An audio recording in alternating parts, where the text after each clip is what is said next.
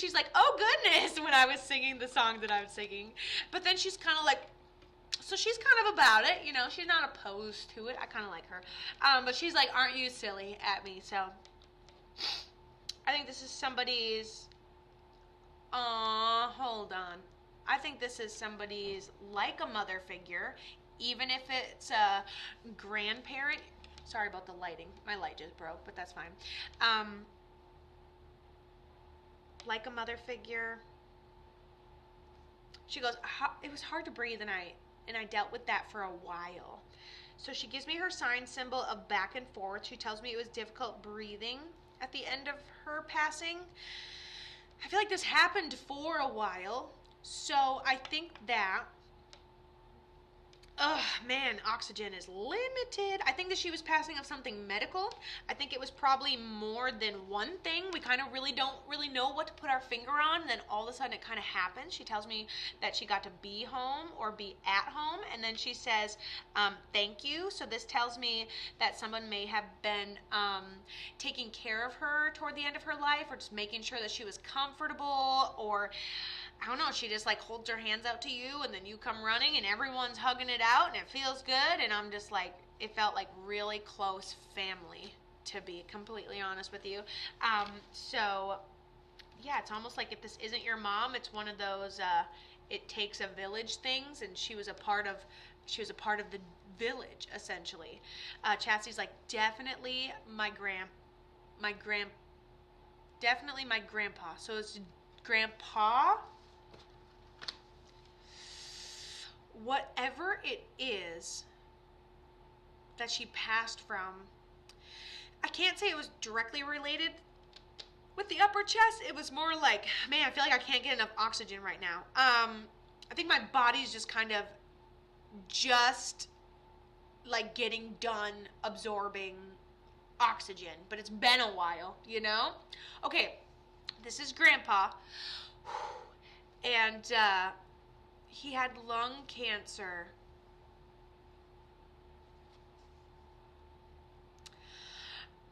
He just told me, who you're looking for is right here, and pushes in this frail older lady in like this wheelchair, or she just had a hard time walking. So he's like, this might be who you thought you were looking for.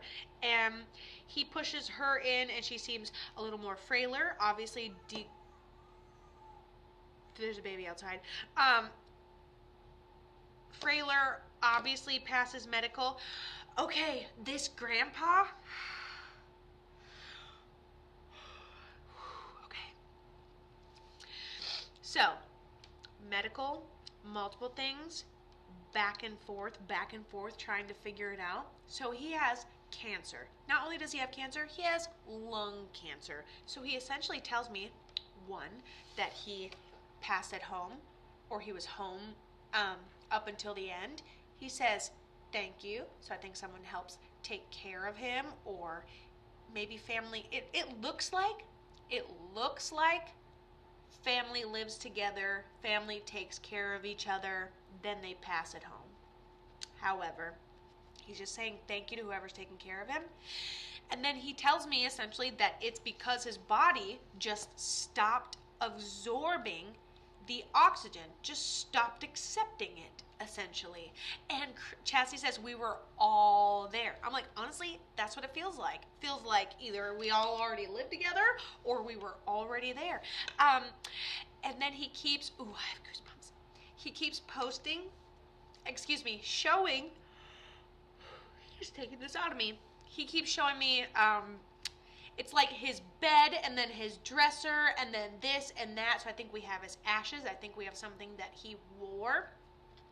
And then I think we had furniture that belonged to either him or them, Grandma, Grandpa. We still have pieces of furniture or something that represents them, something that they owned. Now we have it. We're almost all were living there. I like that. I mean, he's pretty clear. But I like that because not a lot of family has that amount of love to like tolerate each other every day and then help each other while they're sick. It's usually just when they get sick, we all come together. But I feel like this is something that was preceding or superseding or whatever, previous to whatever word I'm looking for. You know what I'm saying. Okay, cool. So he says, thank you.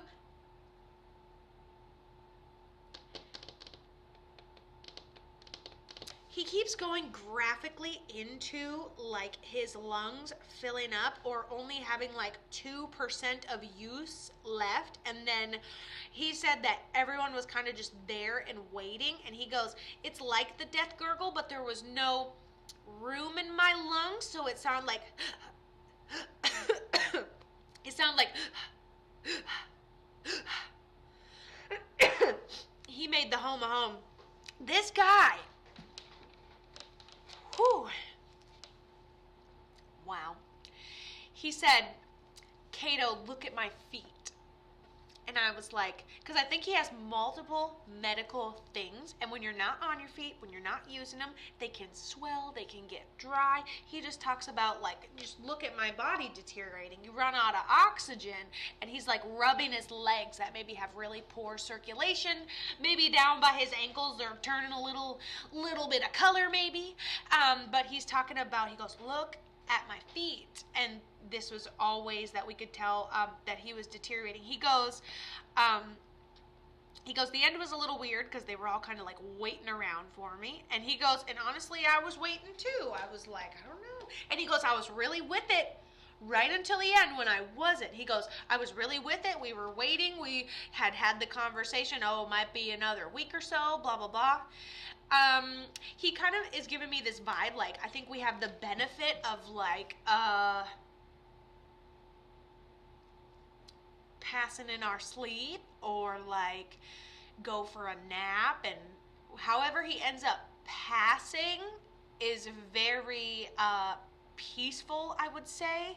And I think his pain, I don't know if he was on morphine at the time, but I think his pain was being managed really, really, really well. He says, shortness of breath.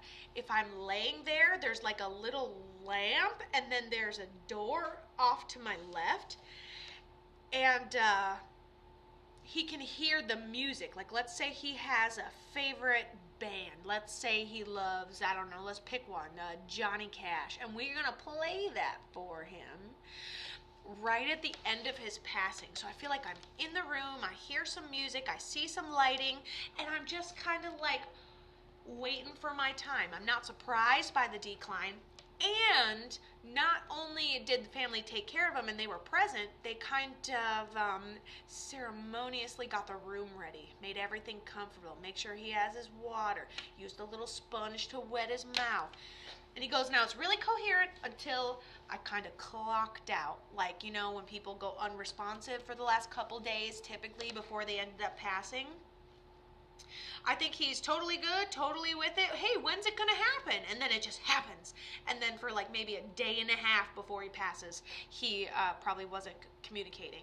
We put him in the room that you could hear us all in. We were in and out of that room the whole entire time, making sure he was good, making sure he was tended to, making sure the lighting was good, making sure the window's a little bit open because it's day. Now the window's closed because it's night, and you're just keeping it circulated, attending to him. Honestly, there is nothing but love, and everything I'm seeing is like you guys celebrating him as the hierarchy of the family, even on his way out. And I love this. He still talks about, I don't know if we said anything about this, but he still talks about what you have in honor of his memory. You either have the bed he was in, you have a piece of his furniture that he lived around, okay?